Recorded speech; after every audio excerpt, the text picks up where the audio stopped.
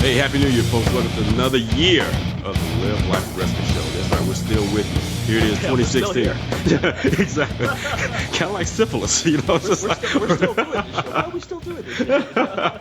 Can't get rid of us that easily, folks. It's like your bad credit, you know? But if you listen to the episode of Rohit from like back in November, you wouldn't have to worry about it. You wouldn't even get offended I said about your bad credit because you wouldn't have bad credit. You know, we'd be working on that right now. Some of those 2016 things that we were talking about to start working on. And that's going to be pretty much the highlight of our show today, some of the goals that we have for this coming year as far as our training is concerned. And we have a really great guest on who can really add a lot of meaningful conversation to that too, man. So looking forward to this, man. You know, it's just, I was looking at the lineup that you sent me, man, for the next couple of months of the guests that we're going to have on the show. And I'm amped up. I was like, all right, I see you, Mike. You've been doing your thing in our little 2-week vacation there. All right. Yeah, I lined up the first several months of 2016, and I'm in discussion with some people that have not been confirmed yet, but are going to be killer guests. So I'm not going to say anything until they are confirmed, because we all know how that goes. You say, oh yeah, so-and-so is going to be on the show, and then they never are on the show, and then people keep asking you, when are they going to be on the show? That just irritates me to no end. Exactly. It's like, don't say anything until the show's been recorded. Then you can talk about it. Exactly. That kind of goes into what we're going to be talking about regarding goals today. Yeah. But before we get to our guest, just want to thank everyone who's been using that coupon code LLA to get 10% off the best nutrition supplements out there. And let me see, I made a list of a few people. We've got Mark Warren. We've got Amory de Resi in France, a listener in France. Oui. We've got Dimna Preston in the UK. We got Fabio Vieira in Brazil. And Fabio's been a long-time supporter of the show. Really cool guy. And I see Alpesh Patel in the UK.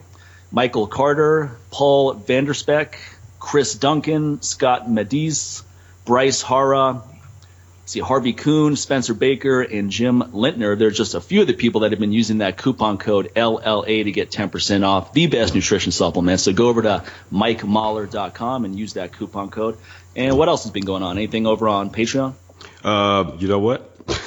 First of all, I'd say this. All the Patreon supporters that we started this thing actually a year ago, you know, by the time this show comes out. It's been for a year. And each and every month we haven't lost Patreon supporters. We've actually continued to gain supporters each month. And on top of that, we've had supporters who increased their support each month financially. So I like that too, man. That's pretty freaking dope right there. So obviously, you know what we should do, man? It's just this one company where they just send you stuff, right? Yeah. And they're like, if you don't return it by this date, we're going to bill you for it. And I was like, this is some shady shit right here. Oh, that's that old school, almost like internet marketing type trick right there. Like, you know what? Sample it for $1. You just charge your credit card $1. You know, and they charge you $20 for shipping every month. Yeah, and then they charge you $20 from then on until you cancel, and they hope that you forget about it. You know, it's kind of the tricks that a lot of the gyms are using this month at the beginning of the year. Right. You know, that's the same little trick. They sign you up for a good package deal. At the end of the day, they're going to make money due to volume, so they can sell a membership for $20 a month. You know, because the thing is, they're going to hope you forget about it, or you're like, it's $20. I'll start again next year. I'll start again when I get a trainer. So that's what they're hoping for, man. And again, it's the internet marketing 101 that they've learned that madness from. So anyhow, man. So head over to newwarriortraining.com and use that same coupon code LLA. And also for people who want to join in with the rest of our Patreon supporters, go over to patreon.com/LLA podcast and become a supporter of this show in 2016 and then on. All right. So, man. I think we are going to actually look at a few sponsors. And here's what I was going to discuss with you is, doing an episode where we just go over stuff we like, different products and companies that we support, not because we're trying to get them on the show as advertisers. Or they're trying to get us on. And just, just you're like, hey, man, I'm seeing some free stuff. And if you give me a quick plug, no, if I like it, I like it. And I may talk about it and I may not. Stuff that we actually buy. And I think there's quite a few companies that would fall into some good quality sponsors. One I like, just giving a free plug to them, is there's a company called Super Seeds, and that's with a Z at the end. And they make different flavors of pumpkin seeds, and pumpkin seeds are one of my favorite snacks. Pumpkin seeds have 8 grams of protein per serving, only 4 grams of carbs, and 12 grams of good fats. Forget about putting butter in your fucking coffee in the morning. Get a handful of pumpkin seeds. Give yourself some real vitamins, minerals, proteins, all the macros. Keep that in your glove compartment for whenever you need a snack. Road trip, a lot of you working on physique composition goals. These are the kind of snacks you want to have around. But they have a tomato Italiano flavor, which is off the chain, man. It is delicious. So this is a great company putting out a great product. And then another one is Kimura Coffee, which Jake Shields is associated with. And they make a really nice roast, which is infused with some nootropics. Nice. So that's a pretty cool company, too. So anyway, I'm just pondering this a little bit. It's something you and I can discuss after the show today, where just different companies that we organically like. Right. And why wouldn't they want to come on and sponsor us? Because we're actual customers. We're not people that have never heard of the company. We're like, oh, you want to pay us to plug you? Sure, come on. Exactly. And saying their name all incorrectly on the show and everything else. All right, Mailer, let's get the show started. All right, we have a great strength coach today. His name is Lee Boyce, and his website is leeboycetraining.com. And he's contributed to a lot of popular magazines such as Men's Health, Men's Fitness, TNation, Muscle and Fitness, Esquire, Men's Journal, and bodybuilding.com. But don't hold any of that stuff against him. He actually knows what he's talking about. Yeah. So we're going to talk to him about all kinds of training stuff. And he's also one of the guys who backs up what he professes. In other words, he's a strong guy. So we're going to talk to him about his training goals and how he helps people out. Lee, how you doing today, man? Yes, not too bad. How you doing? Where are you based, Lee? I'm based in Toronto, so I'm up here in the true north, and it's just been conveniently down to about negative 13 degrees Celsius, so yeah. I'm here in my tube. You can keep that, man. You can have that. I can see my breath right now as I'm speaking these words. Sincere and I have actually taught out there before with our friend Chris Reed, so it's a beautiful city. Yes, it is. Yeah. Good training scene. Been born and raised here, man. Oh, really? Oh, okay. nice. Yeah. Well, hey, I thought it would be interesting for all three of us to talk about our training goals for 2016 because we get specific and then it'll encourage other people to get very specific and precise. And then what I want the listeners to do is light up our Twitter on what their training goals are. Hit us up on Twitter, hit us up on Facebook, put it out there. Because this is what I want to do at the end of the year. I want to get Lee back on the show for our last episode of 2016 and do a debrief. Did we actually achieve any of these goals? What happened this year? You know, what pitfalls did we have to deal with? Were there roadblocks, impediments? So I think that would be interesting. For sure. I'm down with that. So let's get into it. Cool, man. So what are your let's start off with you. What are your training goals for this year? Well, let's see. Well, if I was to backtrack for a second and just look at my last, let's say, 2 years, I'd say from 2014 until current day, I was plagued with a lot of people who would follow me would probably know because I've posted about this and spoken about it before. I was plagued with a lot of back injuries.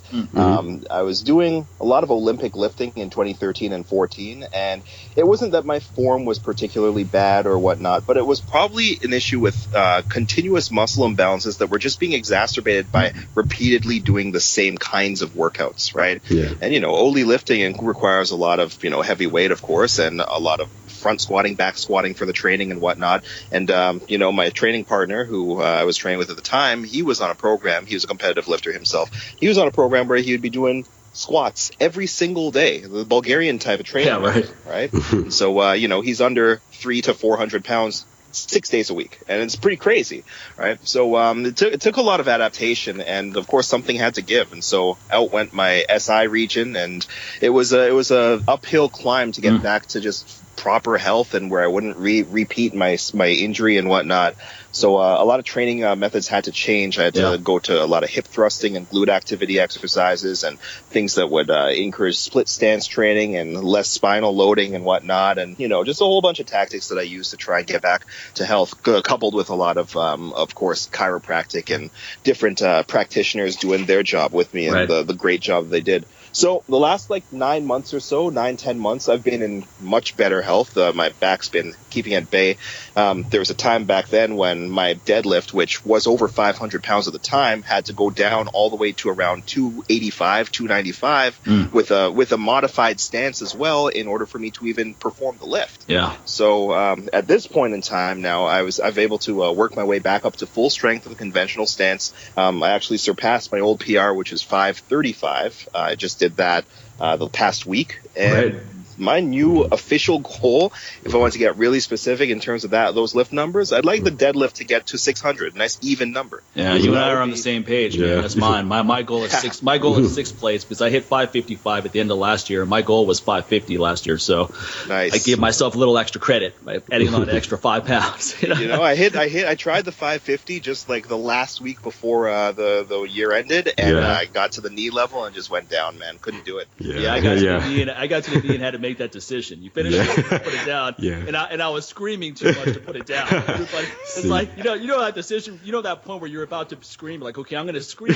But if I do, I better finish it. Because everybody in this place is going to be looking at me like I'm an idiot. And the only way I'm not going to be an idiot is if I finish that. Then I can look around and be like, yeah, what? Yeah, man. Rather than, oh, my back, put it down.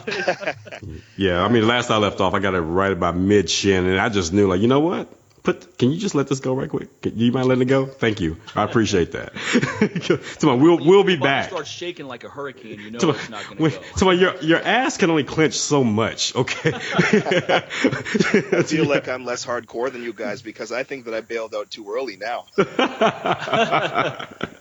Well, there's no point getting injured, right? Because just as you were talking about, the first thing you want to do when trying to go after a goal is not get injured. Mm-hmm.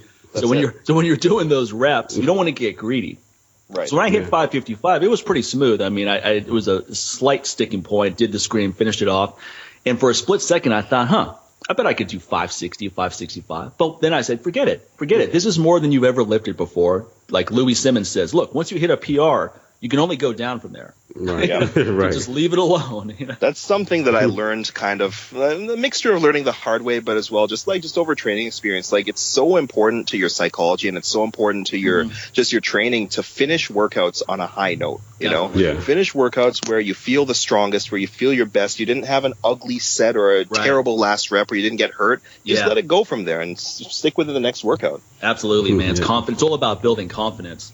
Exactly. It's like, although, I mean, if you keep trying to do stuff and failing, it becomes demoralizing after a while. And that goes with goals too, where like, I'm going to achieve all these things, and then you don't do any of them. And then the next year, okay, I'm going to do all this, and then again, you don't do any of them. Right. After a while, your brain is just going, you're a chump, man. Stop telling us what you're going to do. You're not going to do anything. Exactly. I strongly agree, man. So, even when it comes to just goal setting and stuff like that, and setting smaller goals and smaller targets, end of the year, I'd like to add 5 pounds of lean muscle, not 20 pounds. Right. And, you could crush that goal and feel good about yourself at the same time and keep moving forward. Right. Yep. Right. That's another important thing too, especially for beginners to take heed of, where they have these goals of, I want to put 30 pounds on in 3 months. What if it took 3 years? Why would that be demoralizing? 3 years is nothing. Sometimes when you break down stuff for people, I go, look, it's going to take a couple of years to achieve this. They're so demoralized by that. I go, look, a couple of years is nothing. Why would you think it's even a meaningful goal if it takes less than that time frame? How many years have you spent just trapped and feeling like, oh man, I need to change something? How many years did you really focus on that, where things just weren't going right, and he's like, I got to make a change. Till you finally just got fed up with it. You spent a lot of years being miserable. Okay, it wasn't like you were just super duper happy that entire time. So I'm like, because otherwise you wouldn't be sitting there worrying about this goal that you got to achieve, that you have to desperately achieve right away. Obviously, you've been in this desperation mode for quite a while now. Yeah. I always tell my clients, the one thing that I always tell them is, if goals were achieved at the rate and the same kind of thinking that the general public has about attaining goals, it took you 25 years to get out of shape to the point you are, where you've been sitting at your desk at your office or whatnot, and you've got all sorts of body weight to lose and whatnot, and you want to turn that all around and look the way you did when you were 19 in the next 6 months. If that all was possible, the entire world would be so jacked. Everybody in the world would be jacked.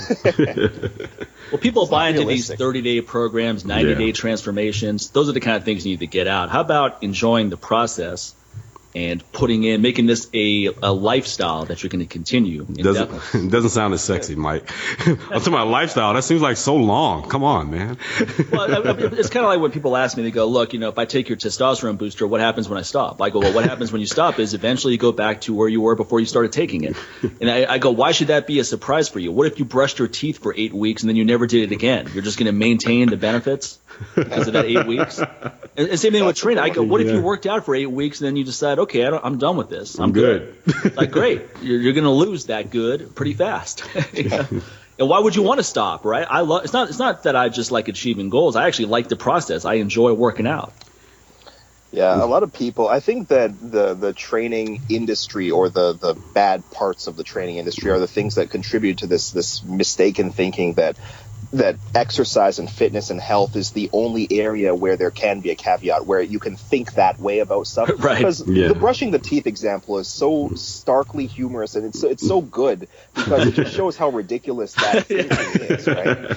And no one would apply it to that or something else, like bad health. You see a doctor, you take one Advil, and that should take care of it for the rest of your life when you've got a condition. Of course not.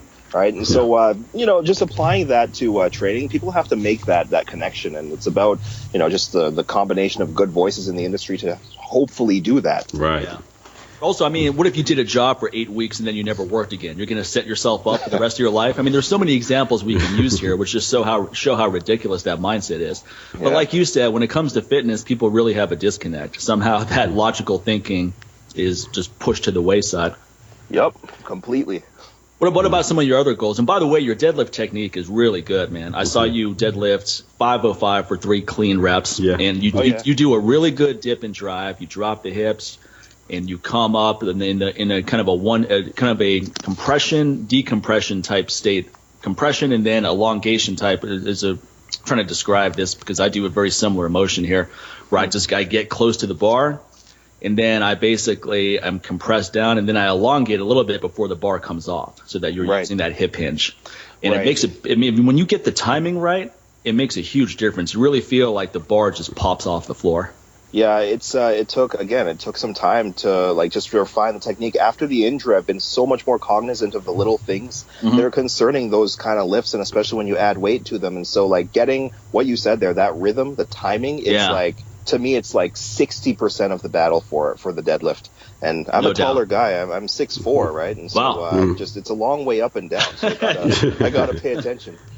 What about some of your other training goals for the year? Training goals, what I was talking about gaining 5 to 10 pounds of solid muscle, that's actually one of my true goals. That's one of the things that I want to do this year as well. At the same time, I wouldn't mind reducing the body fat, which means that I have to take a much better approach to my diet and take less liberties, as it were, from eating whatever I want to eat and start being a little bit more disciplined with it. Yeah, no doubt. Any other strength training goals? You're working on your squat maybe, or bench press, anything else?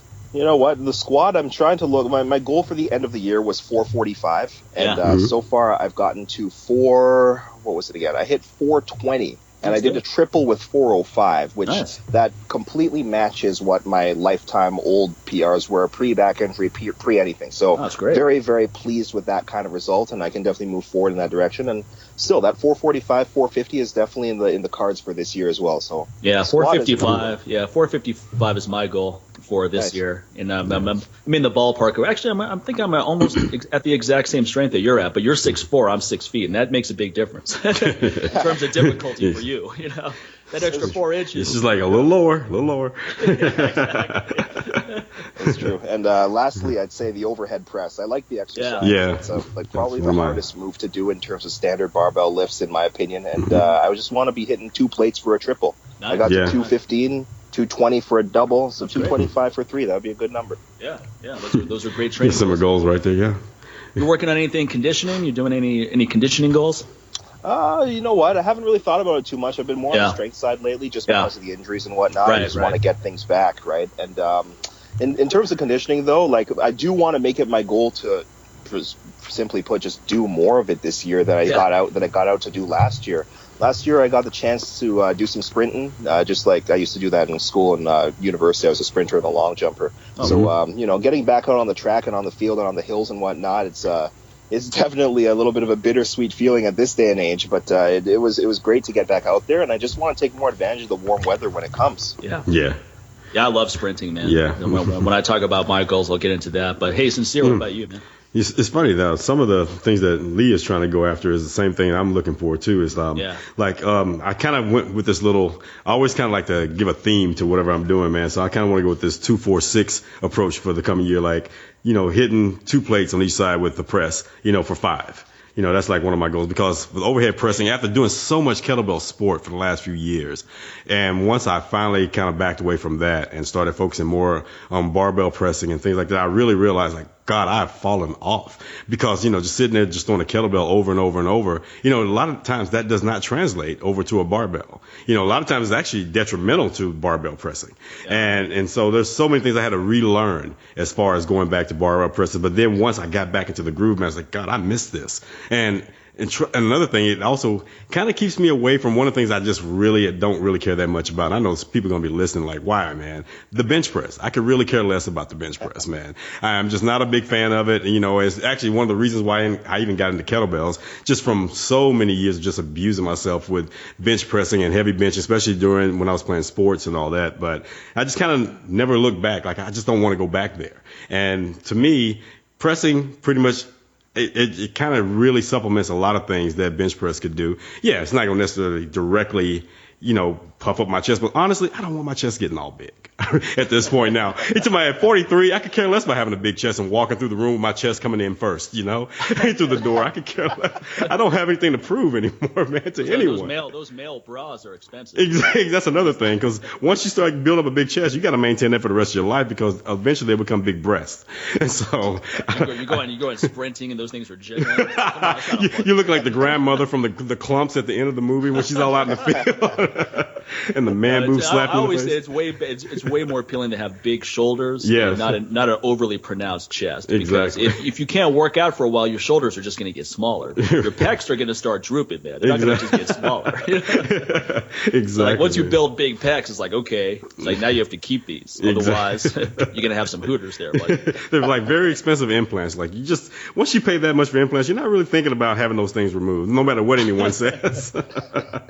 So yeah, man. So yeah, that's my goal for as far as overhead press, man. 2 plates on each side right there. And I want to do it for 5 reps, man. And then going into the squat, which is something I just really got back into after probably more than a decade of just like not directly doing barbell squats, is really shooting for 4 plates on that. And just really taking my time with it, because I'm really learning a lot again. It's like I'm seeing things for the first time again, when it comes to technique with squat, and really discovering things that, this could have been a lot better 10 years ago, 15 years ago, 20 years ago. But you know what? It's right now. So I'm not going to harp on, how that technique could have been better back then. It's like, okay, well, now here we are. So really work on that. And really, again, I'm not in a hurry. So I'm taking my time with that, and had a good squat session yesterday. And pretty much using the program that you sent over to me with Matt Kroc, another very interesting individual, I've come to find out. So, using that program, not just for the deadlift, but now, translating it over to pressing and to doing squats. And I'm really starting to love it. And, that was from your suggestion, Mike, and I appreciate that. And it's really helping. It's a good way to start off my 2016 using that program. And then as far as deadlifts, man, I want to do, want to get those 6 plates, man, for 5 reps. And, I pretty much was on my way in that direction. Again, I'm not in a hurry. I got 12 months. That's the thing about it, man, because I just really want to really focus on the technique. And just like Lee, man, just kind of cut down on the body fat, because, now that I've really switched the way that I've been eating for the past few months, and I've gone completely plant-based, it just wasn't even caring about the weight or anything like that. It was more about the ethical reasons of it. But in the process, as a side note, you really start seeing the body fat just drop like tremendously. And as far as the body weight, but not for the sake of my strength. My strength has actually gone up. So I like that translation. So just kind of want to keep that going and just see where the body goes as far as what my body decides. Like, all right, this is a nice, healthy body weight for us in order to keep maintaining your strength. And this is pretty much where the body fat's going to go as well. So not so much trying to give myself a number, but just really watching and seeing what happens. And just really, because as far as the food is concerned, I've never been one to, like, especially when I was vegetarian before, to start eating vegan and vegetarian junk food. So that was never me. So this time around, definitely I'm not worried about that as much like I see so many other folks do when they first get into it. So I'm just like, okay, now I get to eat a lot more plants, more than possible than I did before. So I'm getting a lot more nutrients. My recovery's a lot better. So, hey, there's a lot of win-win situations going on here, man. So, I got to really kind of, for years being, associated with you and just really learning about having a plant-based diet, things have been seeping in subconsciously.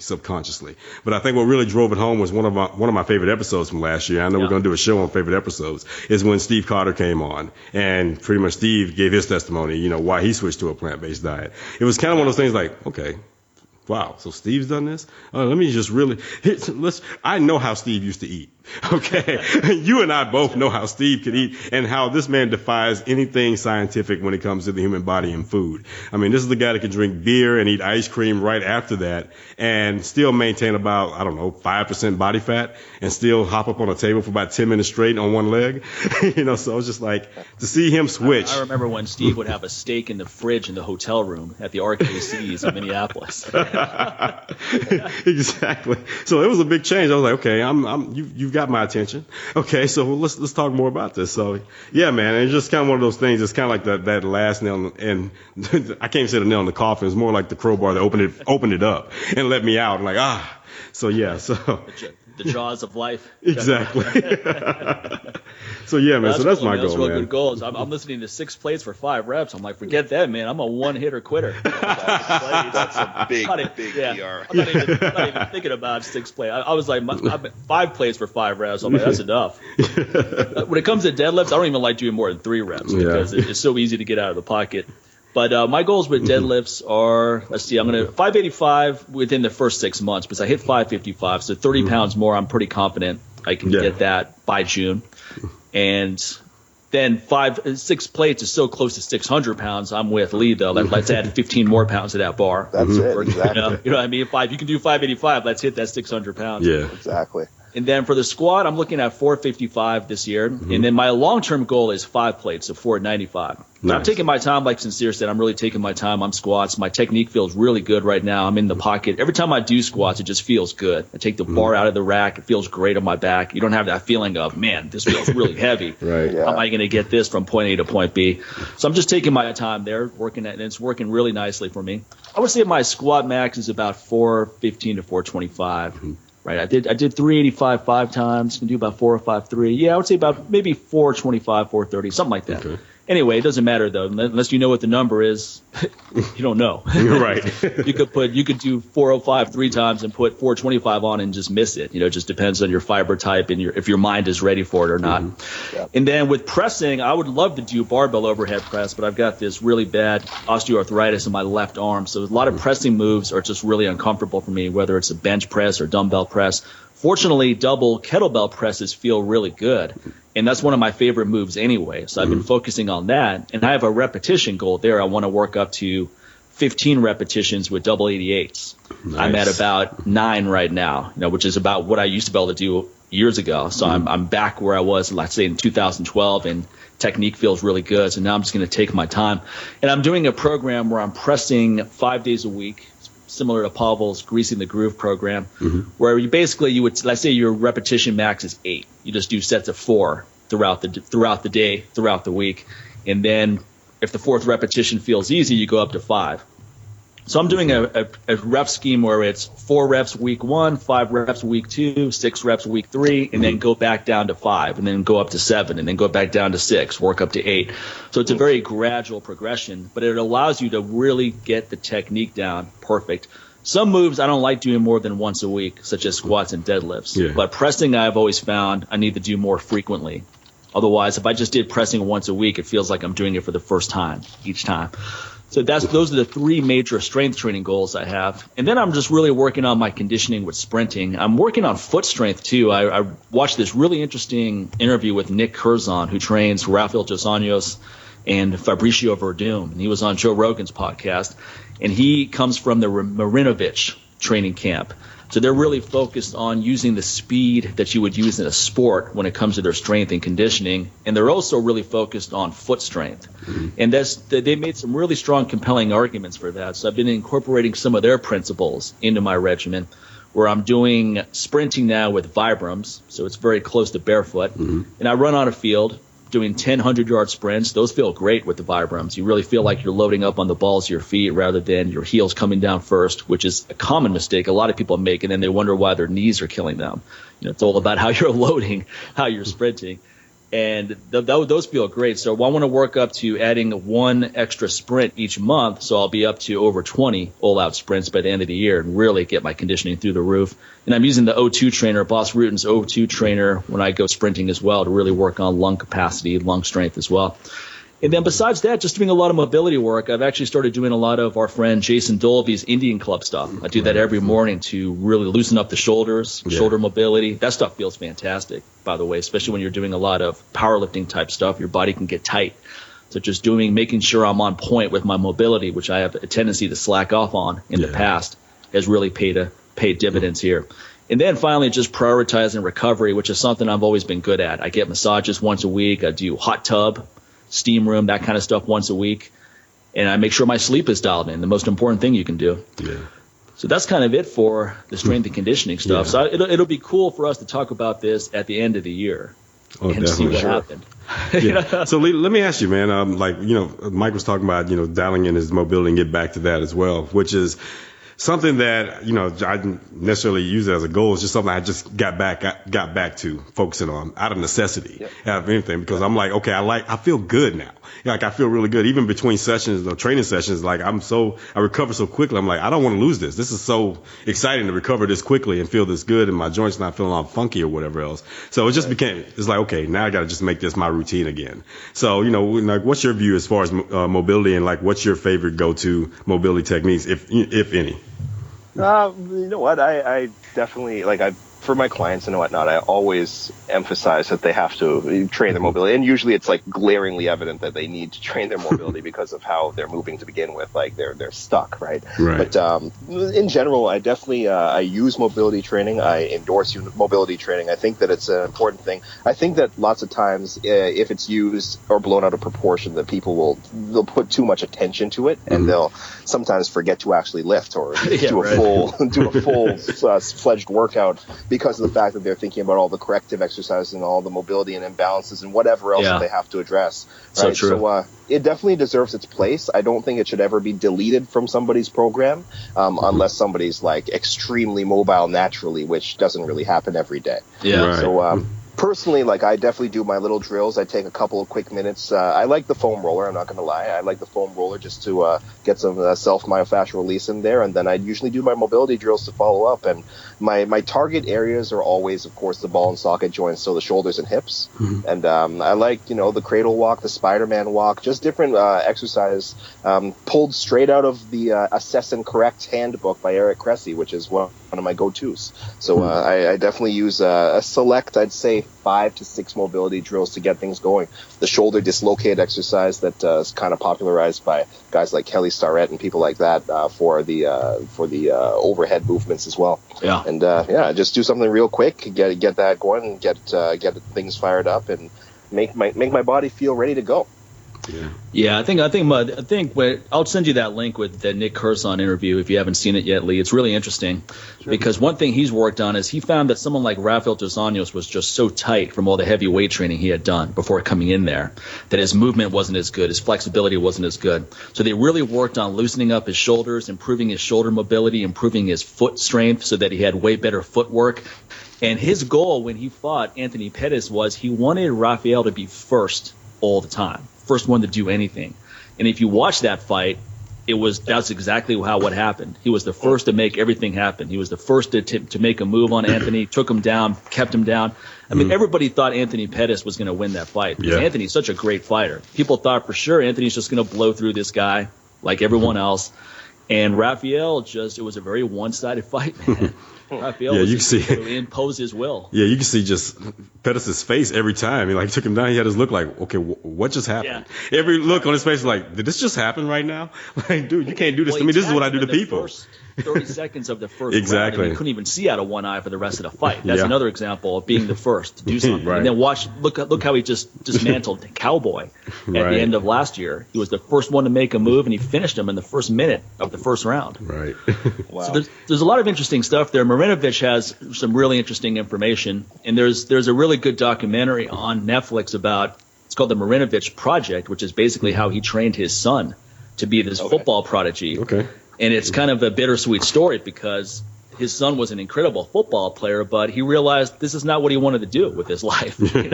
He was groomed kind of like Ronda Rousey with judo. It's like he was just groomed at an early age to be this incredible football player because his father was the first strength coach in the NFL. So here he is with this genetically gifted son because he was an athlete, his wife was, And he's like, okay, I've got all this training knowledge. I'm going to put it to use with my son and create the best football player ever. And then his son, Todd Marinovich, basically made a very compelling statement where he said, just because I'm really good at something, does that mean I should do it? And he realized this is not what makes him happy.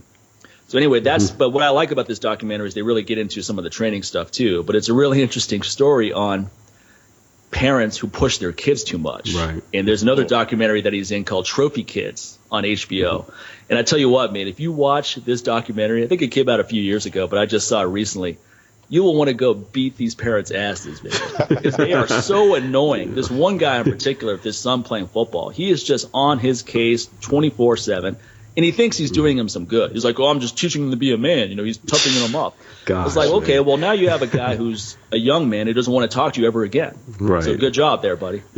I've seen a lot of examples of that, not only with just in the city that I live in, but also just like one-on-one dealing with certain clients and whatnot. And I've had experiences where I've heard clients talking about their kids' game, their kids' soccer game, or their kids' football game, or their basketball game, and whatnot.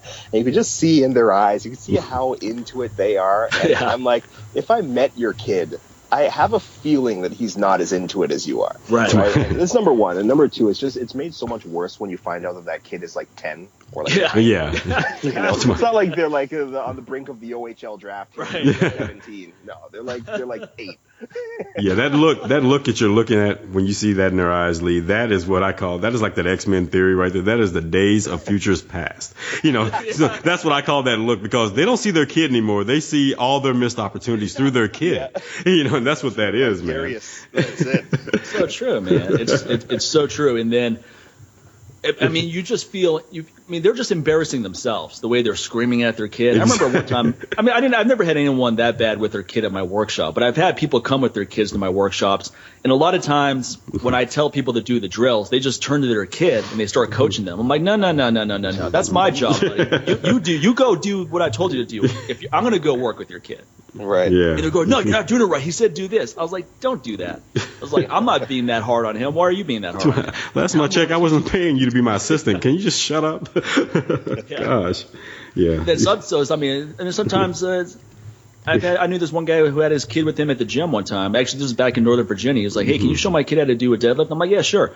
So I'm giving him instructions, and the father's sitting there interjecting every 2 seconds. And I just looked at him. I go, look, man, you asked me to show him how to do it, so just shut up. Yeah. He doesn't need both of us micromanaging everything he's doing. Yeah. I'd hate to. Like I hate to ruin that relationship between the parents. I'd be like, well, since you can do it so well, let's see you do a deadlift. So and then that little hero syndrome that your kid had with you goes right out there like, man, my dad sucks. He can't even do a deadlift, But he's talking all that noise, man. Well, one thing these parents never ask their kids is, what exactly do you want? What do you want? And that's do you the even thing, want to do man. this? No. I ask my children that all the time. It's like, do you even care about this? Not really. I'm like, don't do it. I said, because you're going to be miserable. You're going to be miserable. If you're miserable, I'm going to be miserable because you're going to keep coming to me complaining, and whining and having all this aggression or whatever else. And then I'm going to get ticked off. So let's just go ahead and nip this in the bud. If this is not what you want to do, don't do it. Now, the thing is, school, yeah, you got to do that for now. Just for now. After high school, you make a decision after that. You're an adult. I'm out of it at that point. All the way. So, yeah, man. But just coming back to this speed of strength stuff, Nick Curzon and the Marinovich, it's really interesting stuff because it's a lot different than anything I've seen. The focus is a lot different, a lot of foot strength exercises, foot mobility stuff. They do this one exercise that's really cool called throw-offs, which looks like a ballistic bench press. So you're lying on a Swiss ball and you're just pushing this padded machine device away as fast as possible. So they're really working on the speed you would use in an actual sport and applying techniques. So it's not something where I would quit what I'm doing and only do that, but I'm a guy who likes to incorporate things into what I like to do. So when I look at stuff like that, I go, man, I bet I can see how that would help me with stuff I like to do. And one thing I see with a lot of people that are really into heavy weight trainings, powerlifters in particular, is they have this really stiff look to them, right? Like there's this one guy deadlifting 800 pounds, which is really impressive. I'm not taking anything away, but he was just him walking in towards the bar. He was just so stiff. Yeah. It's like I don't want to have that level of stiffness where I'm only strong in certain planes of motion and then I'm just walking around really stiff all the time. So I like the idea of being strong and then incorporating a lot of this mobility stuff. I think that's what John Jones is going to be a good example of. He's doing a lot of powerlifting right now. And a lot of people are like, oh, he's going to get tight. He's going to be slow. I was like, no, he's not. No, he's not, man. He's gonna be even more dangerous than before, man. You know, exactly. He was already throwing people around. Yeah, he was already throwing people around like it was nothing. Now he's probably gonna pick up somebody like Daniel Cormier now and actually like bench press him a few times and slam him on the mat like the WWE. Well, look, it's like this. They're saying this powerlifting is gonna ruin his performance. Oh, really? As opposed to the cocaine he was doing beforehand and, partying with hookers and all the substance abuse. It's like, oh, he was able to get away doing all that stuff, but no, now that he's powerlifting, it's going to ruin him. It's that level of misconception and those kinds of things that surround training that I was kind of talking about earlier as well. Yeah. Just like people thinking that goals are attained so fast and people thinking that different kinds of lifts are bad for you, like deadlifts are bad for your back. Well, no, that's not the case. And powerlifting is going to hinder an athlete's performance more so than it's going to help it. Of course it's not. Like imagine you got a guy like Usain Bolt and you get him strong enough to be able to lift 500 pounds off the ground. Who knows what he can lift right now? But I'm saying, like, just having those kinds of stores of explosiveness in his body, how fast would a 9:58 world record really be? 9:30? 8:90? Who knows? So I just I don't like hearing about those kinds of misconceptions when people say that oh, you're gonna get hurt, or you're gonna get too big, or you're gonna get too slow, or it's gonna slow you down, it's gonna affect your performance. Well, or it's people that keep jumping from one system to another. So in other words, they're powerlifting, and then they see an article about body motion exercise or body movement specialists, right? Right. Where it's all about someone like Ido Portal or there's a couple other. There's so many of these different guys out there. And I'm not saying anything bad about that stuff. I think a lot of that stuff is cool too. But what happens is someone's doing one thing and then they see that and they're like, okay, I'm going to quit everything I'm doing now because it's not good for me. I'm just going to do that.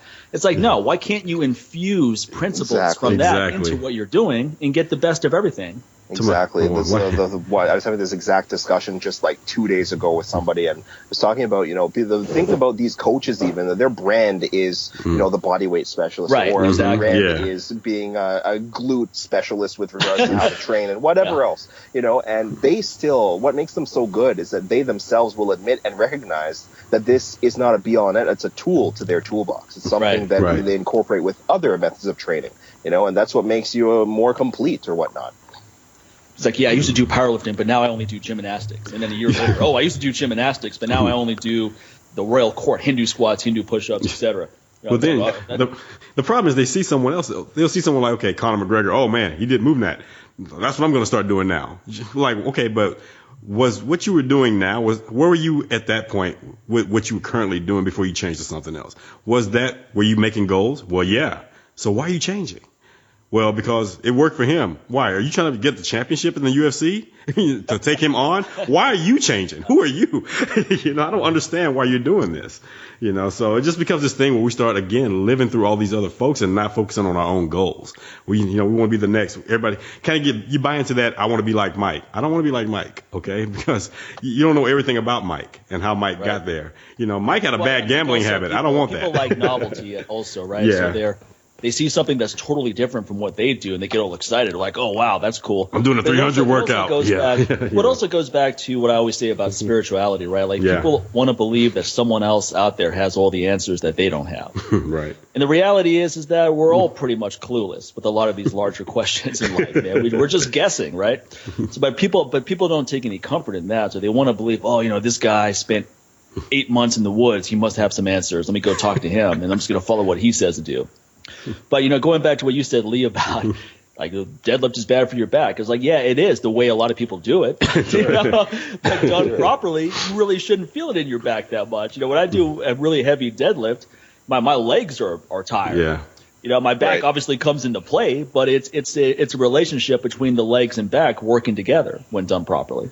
Right. Any exercise is injurious. We're taking a bunch of weight and we're trying to move it around. And if we do that with poor form, or we do that not the right way, that's going to keep us safe. Right. Then we're going to get injured wherever we're training. Yeah, you can get injured with 135 if you lift it incorrectly. Exactly. Exactly. Right. Sometimes people get injured with their ramp up weights, their warm up weights. The warm up, taking it seriously, right? They're just going through it lackadaisical fashion, not paying attention. Yep. It's rare that you get injured with the heavier weights because you're more focused there. You realize what you have to do. Exactly. So, yeah. So what are you working on for this year? What about, let's talk about maybe your business goals or professional goals. You know what? I was able to finish off 2015 once again on a kind of a new breakthrough in terms of I got the opportunity to go and speak to a college and speak to their entire third semester fitness and health promotion program as an industry expert and give just some in the trenches experience, some from the trenches experience, and impart some knowledge to them. And on top of that, just give some real world application to the things that they were learning in the school, right? And that was a pretty cool breakthrough for me. There was, just shy of 200 people there. I'd say around like 160 or 170 there. That's and great. It was a big group, and it was definitely a good experience for me. And being able to slowly but surely transition into having that as a running part of my business would be great. I don't expect everything to happen all at once. I don't want everything to happen all at once, but I definitely want a few more opportunities as time goes on to do more speaking, which is the one area that I've sort of deliberately stayed away from for the first 9 years of my work. So that's definitely one. And, I like the fact with the writing stuff as well, what I do, I like the fact that I am a guy who has a mainstream reach as well, right? Because there's a lot of really, really smart strength coaches out there. And I'm not saying that there's anything wrong with this, but they tend to cater towards more scientific, research-based journals. Right. Just the study-based kind of guides and whatnot, and the really, really sophisticated websites that a lot of the general public won't ever really end up reading, or that most of the general public won't end up really getting their hands on. And so the fact that I have these platforms available to me to spread the knowledge in that way, it can do its own little part, I guess, in changing the opinions of what the information that's contained in those mainstream magazines and mainstream publications, what that opinion is. So much fluffy info, so much bad advice. Oh, who is this guy? What kind of info is that? That sort of stuff. Right. That those sayings will always go on unless there's more people who know a thing or two, who have the right information to spread, unless there's more people contributing like that. So I just want to keep on getting into more, even if it's more lifestyle-based publications and bigger, larger platforms like that, the places like Esquire, for example, I like being able to be featured in those kind of places. No, that's great. Hey, smart. Yeah, it's rather than be uncharted land. Rather than be a strength coach who's writing for a magazine where it's all fitness people, and there isn't anything wrong with that either. I've done that. You're doing that. I always said that if you could get a column on how to stay in shape advice for busy executives in Forbes magazine, Right, exactly, you would have an incredible reach with a great demographic. And also you would be the only expert on that topic in the magazine. Exactly. So now it's like, okay, this is the fitness guy for me, as opposed to the 20 fitness the 20 fitness advisors for Men's Health magazine right there. You're just one of many. So but if you write great content, you're always going to rise to the top. Yeah. So I never worry about competition, right? If you write a great article in Muscle and Fitness, guess what? People are going to remember it. Right. Sure. That's just the way it is. So you write information that makes sense to people. Like my big focus when I was writing a lot was focusing on emphasizing compound exercises, right? It was always, focus on compound moves, forget about the isolation work, just focus on these motions and all that. And I really became synonymous with that advice, and it really helped a lot of people. It stuck out because no one else was writing stuff like that. Everything else was fairly generic for that time. So I think, but this is what I was doing, so it was genuine. And I think whatever you're really interested in is what you should be writing about, because it's going to come across that way. Very true. It's like you and Sincere actually both said this earlier in this show, is that, just about the quality and how much it's important to just make sure that the quality of what you're talking about, or the quality of what you're training, like, is best for you and to support your goals and whatnot. So translating that over to the writing side, making sure that a lawyer client that I used to have said this one thing, and it always stuck with me. It's about 6 years back now. He said, whatever you write, just pretend that what you're writing, even if it's the smallest little piece ever, is going front page on the daily newspaper. So make sure that you have that quality, that if 10 million people were about to see this first shot, that you won't embarrass yourself, or you won't say anything that you don't believe in or whatnot. So, keeping that little premise there, and that's what I've been always trying to apply. And I believe that, it doesn't matter what the publication is. If the information and the content is good, then it'll be remembered, and you'll be recognized for that. Right. Yeah, it's like a great song, right? If it's a great song, it's going to get out there. Someone's going to hear it. They're going to tell people about it. Radio station's going to pick it up. So I mean, if you can't stop a great song from getting out there, Right. It's just going to permeate society. No matter how much you hate it, somebody, right? It's still there. And guess what? You're singing it. Yeah, as much exactly. you find yourself, we were talking about this a couple of weeks ago on the show. It's like you find yourself sitting in the car and all of a sudden you're like, hello? Wait a minute, why am I singing Adele? I don't even like this damn song. I'm driving down the strip singing "Hungry Like a Wolf." Got you too, man. Like, I don't want to see that Duran Duran concert. Why? Because you're going to be singing along to every song. Exactly. And asking yourself, like, why do I know the words to their entire catalog? Like, oh. Lee, what is your business model? Do you do seminars? Or are you mainly doing private sessions? Do you have your own facility? So I work in downtown Toronto. I just I have space. I rent space out of a facility right now. That's Okay. all. That's all I do. So I just work with the one-on-ones. I kind of stay away from group training just because it kind of clashes with my overall philosophy of how to work with people and whatnot. So I stick with the one-on-one stuff.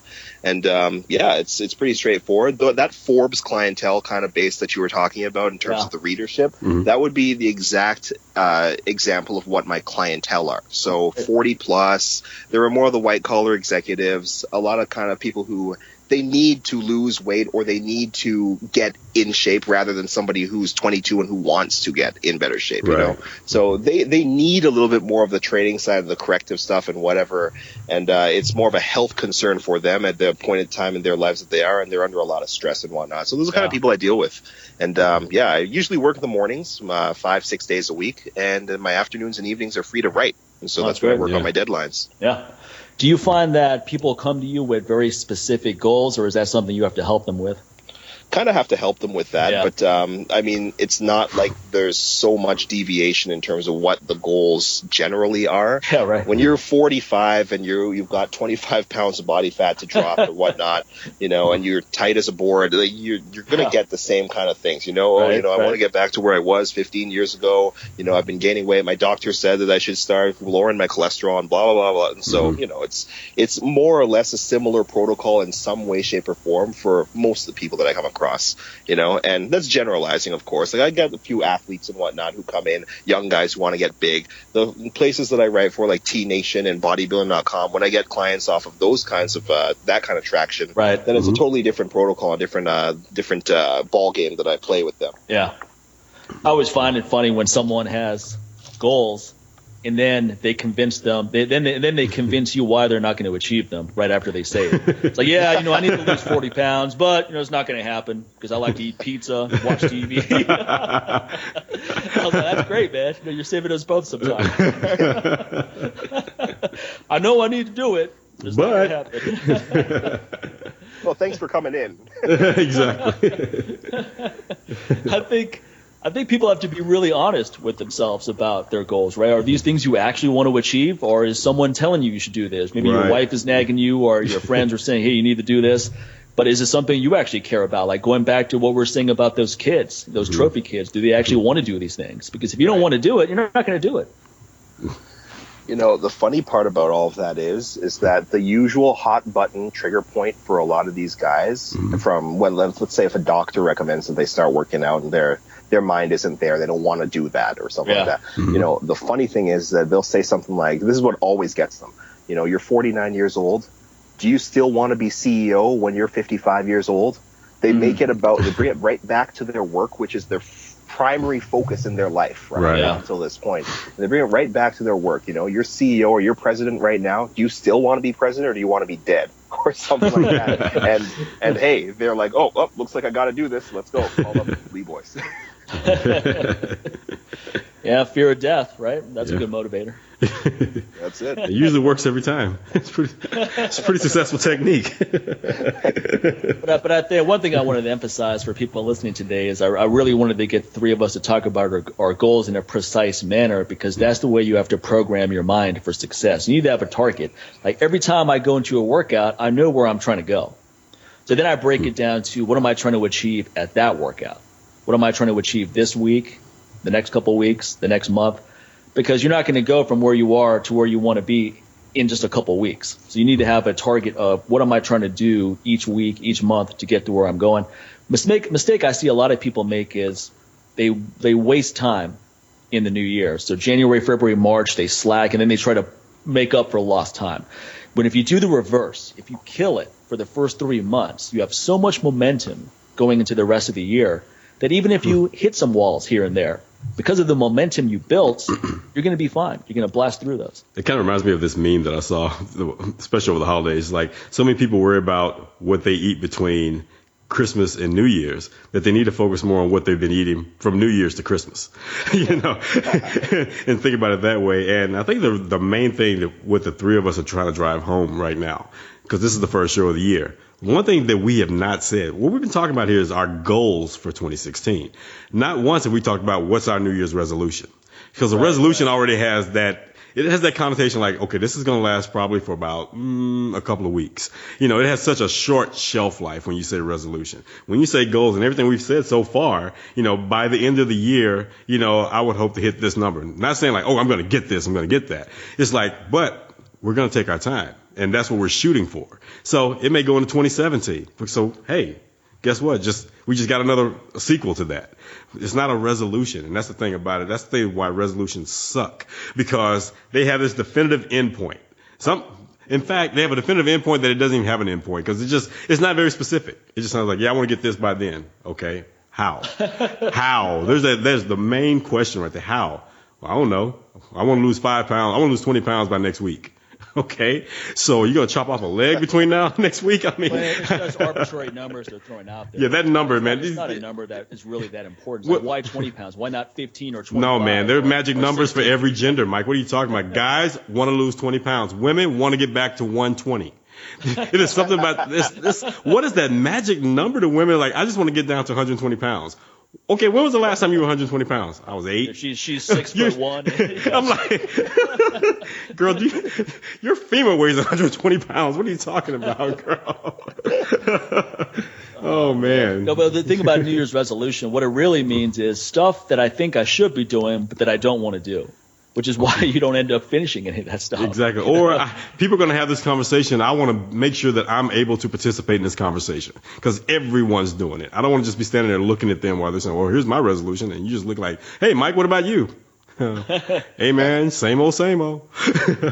But I do think this is what I want people to do, though. Light up our Facebook and Twitter feeds with what your goals are. Put it down there. Hold yourself accountable to it, because at the end of the year, I want to see how many people actually made any made any forward progress to any of these things. Whether they hit it or not, that's secondary. Did you actually make progress towards it? Like if my goal is 6th place and I miss it by 10 pounds, is that a failure? No. I got a lot closer to it than I'm at right now. Right. If I wanted to press 288s 15 times and I only hit 13, I'm not going to cry over that, because it was getting to that goal, like you said, Sincere. Now you push it into 2017, get it that time. So anyway, it's all about programming yourself for success. You have to have clearly defined goals, whether it's a business goal, whether it's a training goal. You just have to, your mind has to know why you're waking up and what you're trying to do that day. Right. Well, cool, man, Lee. It's been great having you on the show. Where can people find out more about all the great work you're putting out there? Well, you know what? On my Facebook, if you just add Lee Boyce to Facebook, then you'll have instant feed to all of the stuff, because I always post every article in every print magazine I'm in for the given issues and whatnot. So search for Lee Boyce on Facebook, and my Twitter is Coach Lee Boyce. So I also post all my stuff there. And lastly, my website, as you mentioned at the beginning, leeboycetraining.com. So expect a huge redesign for that website coming in the next short while. And it's going to look pretty awesome. I'm not going to lie. I've seen the prototypes for it. It's going to look pretty damn good. Well, you're doing the smart thing, right? Your first website, the first goal is to have a website. It doesn't have to be the best thing in the world, and then you improve it over time. Yeah. Like my website's been revamped probably 10 times since I started in 2002, and I started off with just one page. It was just something to guide people towards. It was barely anything on there, and then all of a sudden I had so much information it just built out from there. So that's the other thing I think people should take heed of as well, is that it's okay to start small. The key is to actually start. And then just build, grow from there. And in that is that I'd like to add on to that as well, is that people, when they start small and whatnot, there are a lot of guys who they won't stick with what they know, and they won't stay in their lane, right? Right. And that's the one thing that I definitely like to leave here by emphasizing, is to stay in your lane. I've even made the mistake of going outside of my realm of scope of knowledge or whatnot before, when I was a little bit younger, and it's not a good look. It doesn't ever add credibility to you. You know, if you're a bodybuilding specialist and that's what you do, then you don't necessarily have to talk about, you know, the best ways for strength training or activating your fast. Like, that's not your thing. Talk about bodybuilding and stick with that until you build more knowledge about the other subjects. Right, exactly. You know? And, you know, staying in your lane, starting small, you're still going to get a nice niche following of people who respect you and they give you credibility and whatnot. And, you know, it's going to be nice and sincere. Yeah, I did that with kettlebell training, right? I started off as a kettlebell training specialist, and then I graduated into talking about hormone optimization, and then that led to designing supplements, but it wasn't all at the same time. Right. I didn't come out of the gate as a kettlebell expert. I'm like, okay, guys, now I'm going to talk about hormones since I've been doing this kettlebell thing for 2 months. And then talk about hormones. I go, well, you know, I've been in the business for 6 months now. It's time to make some supplements. And I think all three of us can agree of how many examples of what you just said there are out there. You know, it's talking about, like, I made a blog article like maybe 2 years back talking about people who they'll be like 24 and they talk about their 15 years of experience in the fitness world. It's like, what? Hold on. So playing pee-wee hockey, that counts? Like, well, I started working out when I was 11. Doesn't that count? Hey, man, Pop Warren, I'm a football expert. I can design plays and everything, man. Come on. They talk about their training experience, and they include training themselves when they were only training themselves. You know, well, I started working out when I was 18, so that's when I started. What is that? That gets me so upset. I'm a self-made man. What are you talking about? Yeah, you can. You know, it's okay to be honest with where you're at. You know, just accept where you're at. When I first started teaching workshops, I had 3 or 4 people. I wasn't expecting 40 people, like which happened years later. That was okay with me. It wasn't demoralizing. I was like, hey, I'm glad anyone's here. Frankly, I just started doing this. You know, and I'm not ready for that kind of turnout anyway. So it's better for me to have 3 or 4 people really hone my craft before it gets to that point. That's the other thing, is impatience, is that take your time with becoming successful. Yes. I remember when I first got in the game, people would say, look, you know, don't really expect too many people to take you seriously until you've been doing this for at least 10 years, because so many people come and go. You know, once you've done it for 10 years, you're legit. Before that, you may not even be here next month. It's like a lot of bands, right? Like a new band comes out, first record's great, and then they never make a second. And then 20 years later, they do a reunion. or they put out a greatest hits album. Like, you only had one album. How do you have a greatest hits album? How's that possible? The lost tapes. I'm like, no, it never left your mom's bedroom, man. What are you talking about, the lost tapes? Come on. In fitness, though, you know, the overnight celebrity syndrome is what I call it. You know, it's like all of a sudden you've purchased a following of 50, 60,000 people or whatever, or you have a blog that you're just throwing in the faces of as many people as you can without people actually looking for you and finding your content.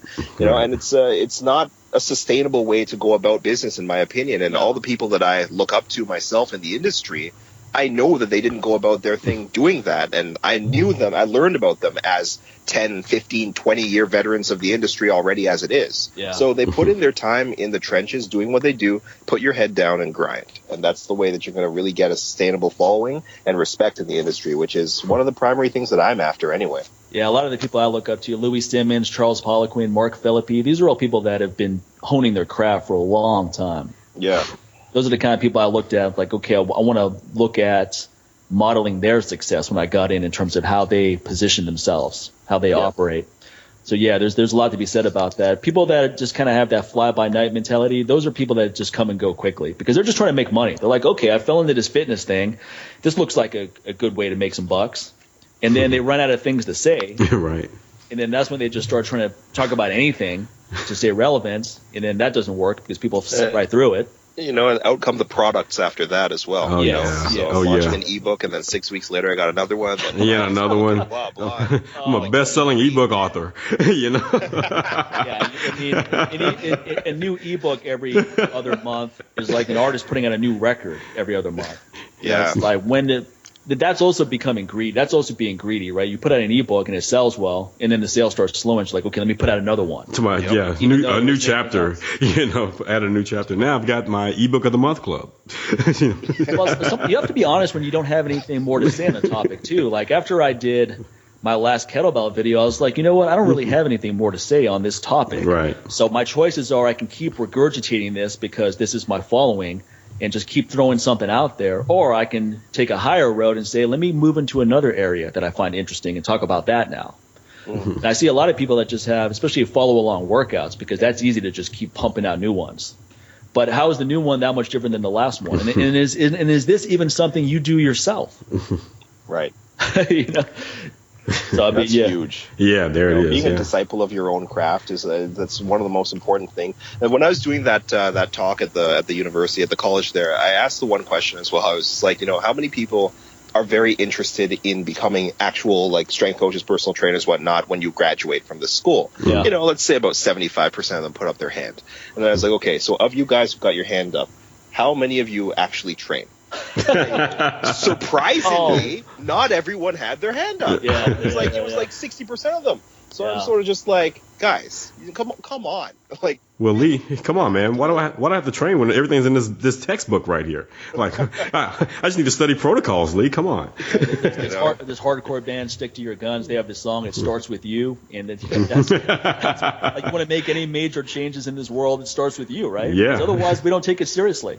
I mean, imagine someone coming to you giving you nutrition advice, even if it's good. If you look at them and you realize you're not following them, and it's very apparent that they're not. Yeah, how seriously are you going to take it? So that's always something that boggles the mind. Someone that wants to be a fitness expert who doesn't work out. Forget about doesn't work out, doesn't love working out. And there it is. It's a chore. It's something they have to do because they're a fitness professional. I got into this because I love working out, and I saw the transformative effect it had on not just my physique, but other aspects of my life. And I was like, man, this has the power to really overhaul people's lives for the better. Let's get this out there. It was that kind of mentality.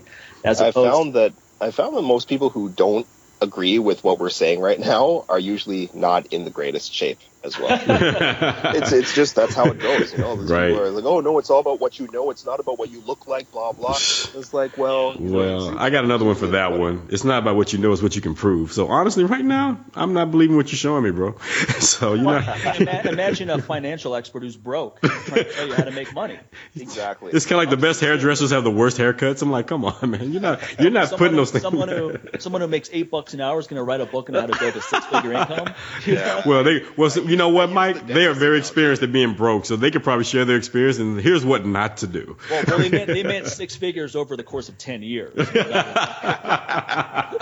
used the dentist analogy with them. I said, what about having a dentist who's got like bad breath, gingivitis, and deposits? Are you going to trust him with your teeth?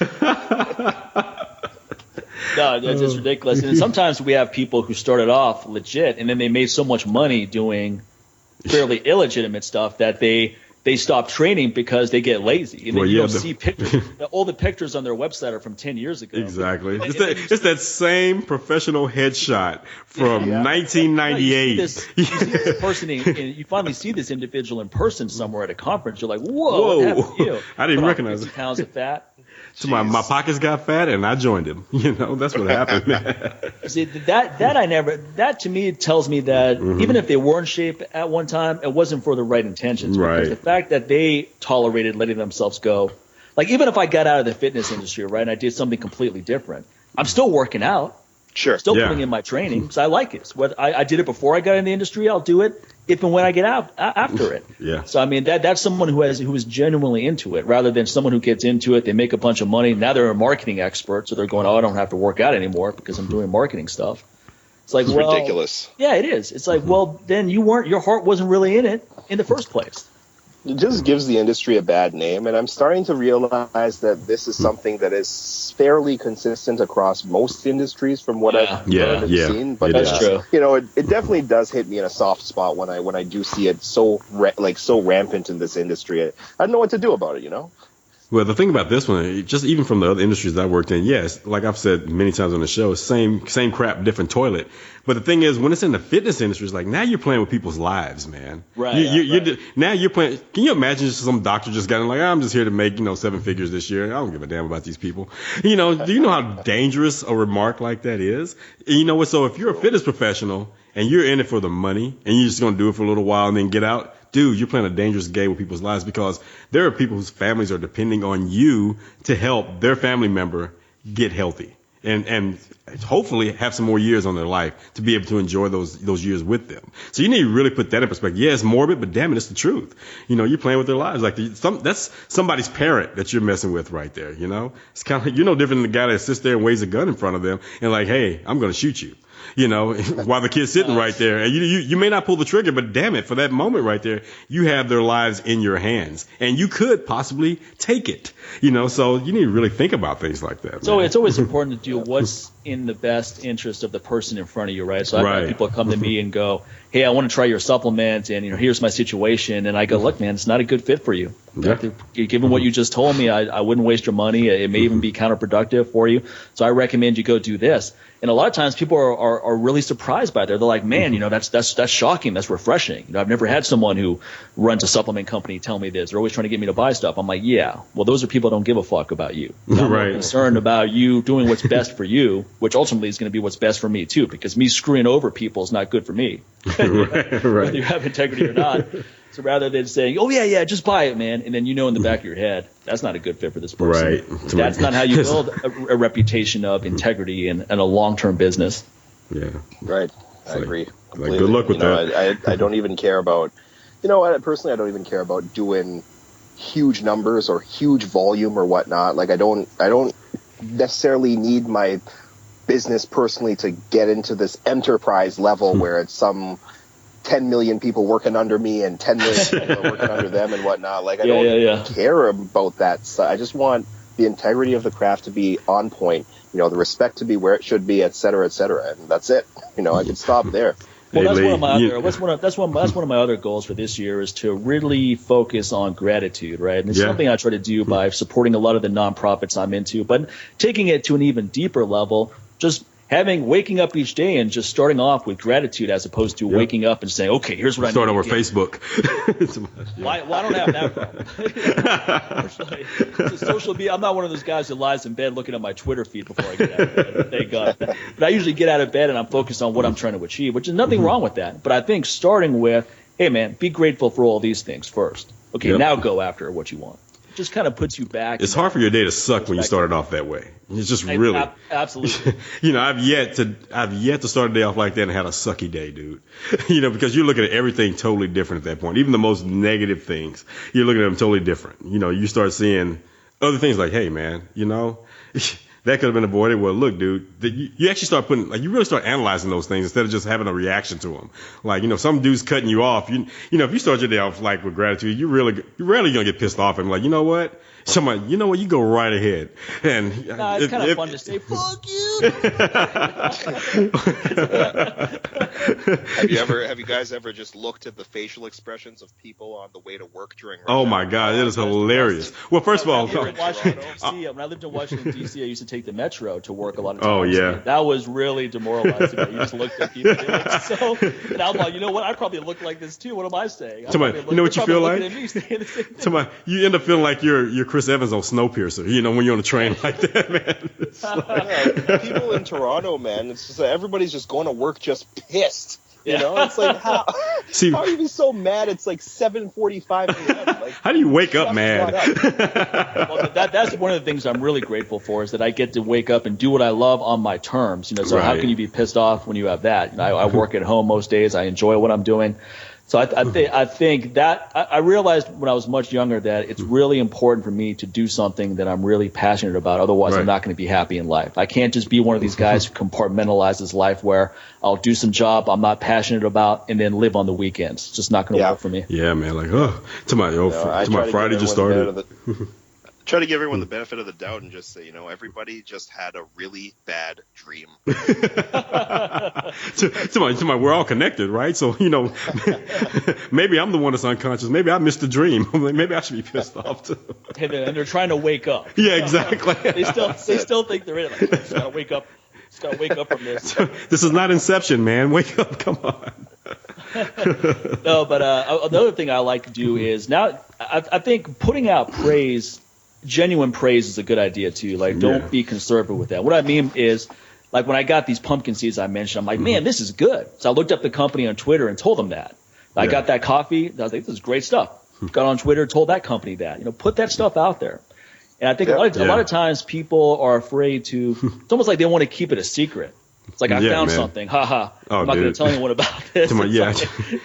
Just like the other day, same thing. What are you, 5 years old? Exactly. Did it the other day with Travel Zoos. Like, I had a great experience with them, man, because, it was a big mix-up or whatever. Like, honestly, Virgin Wines didn't hold up their end of the deal, and they were very rude about it. And, and it really was not Travel Zoo's fault or whatever, but Travel Zoo took it upon themselves to actually make up for the refund that Virgin Wines should have given me. And so, I could have gone out there and really blasted Virgin Wines on Twitter, but no, I gave praise to Travel Zoo. And even the lady that helped me, I made sure to specifically say her name.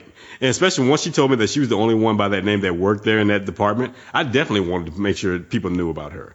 So even, Travel Zoo even retweeted it or whatever. But again, give props. Like, come on, man, she didn't have to be nice. She didn't have to sit there and offer to do the refund. But you know what? Here's the thing. I appreciated that.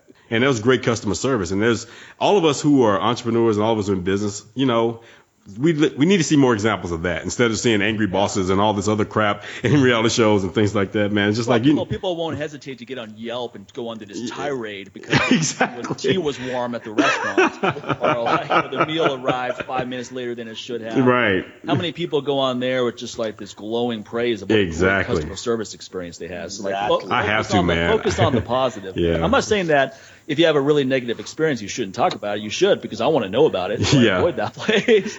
But have the same motivation to do it when it's a positive experience. Exactly. If you got a waitress that's like a superstar, man, please, talk about her on Yelp. So people are like, hey, I want Jenny. I want her to be my waitress. I read so many great reviews. You never know how that's going to end up changing her life. Well, Joe Rogan has something called like a money bomb, right? Like if someone is so good, like he'll put like $100 in there. And just dude, I have no shame in doing that. I don't care about that 15-20%. I'm like, nah.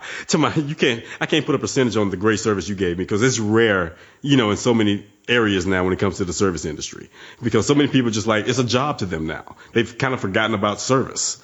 It's like, well, I got this waitressing job. Like, no, this is the service industry. But at the same time, you got customers that don't realize that as well. Like, dude, that's a hard freaking job to have to deal with so many personalities and different people throughout the day. And you constantly have to have people whipping out their tip calculator. Or people don't even whip out their tip calculator or anything. They just get up and don't leave a tip. So kind of messes it up for the next person coming in. Okay. Well, that's only good if the service sucked. I have no qualms about doing that. And I've only had to do it 2 times in my life where it was so abysmally bad that I just said, you know what? I'm going to give you what you're worth. 0.0. No, I give you notes. I give you hints. I write on the receipt how you could have been better. Like, you're not getting a monetary tip because of this. And it's funny because my wife looks, she goes, I can't believe you just did that. I said, yeah, I did that. They need to hear that because you know why? They probably treated someone else poorly, and that person just got up and they bitched about it all the way home in the car. So someone's spouse had to hear this guy bitch about how bad that waiter was. So why don't we just nip this all in the bud and, get it off my chest, let him know what he could have done better, and hopefully he'll take the advice. If not, it doesn't matter because we're not eating there anymore because I don't want to get any extra sauce in my food next time around. So.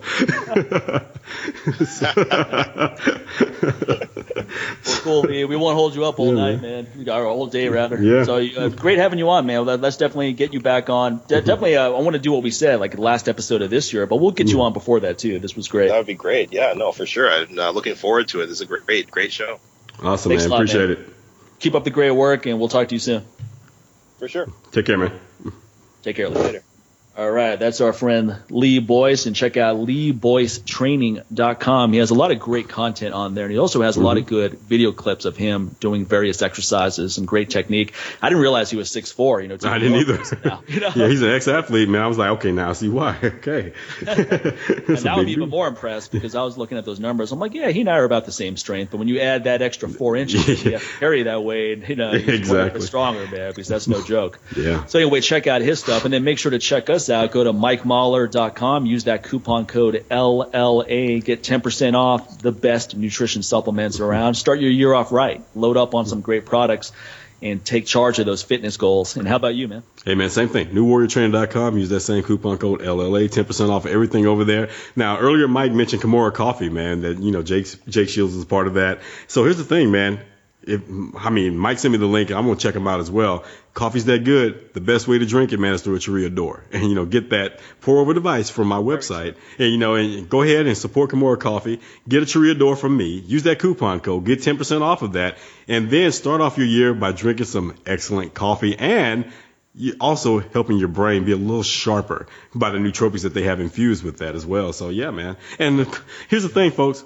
I didn't get one dime for endorsing them right now. Right. It's like this. Make any money endorsing the Pumpkin Seeds Company? No, it's like I'm not an affiliate for any of them. So, the thing is, but the thing is, Mike's my friend, and I know he's not going to recommend something that's shitty.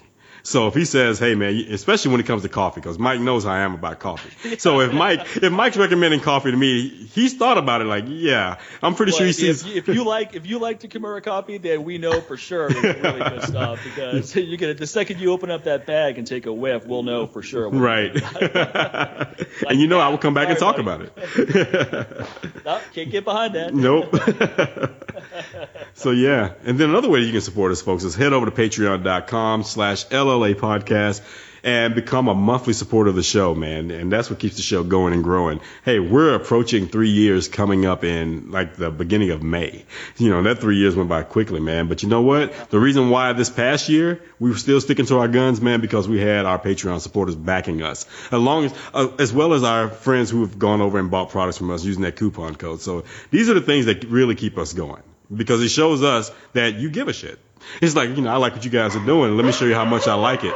And also to the folks that are out there using social media and getting the word out there as well. All those things, we appreciate that, folks. And, hey, looking forward to continuing this and keep building this in 2016. Lots of great stuff coming down the road, folks. So stay tuned. All right. Go on. Take care, everyone. Take care.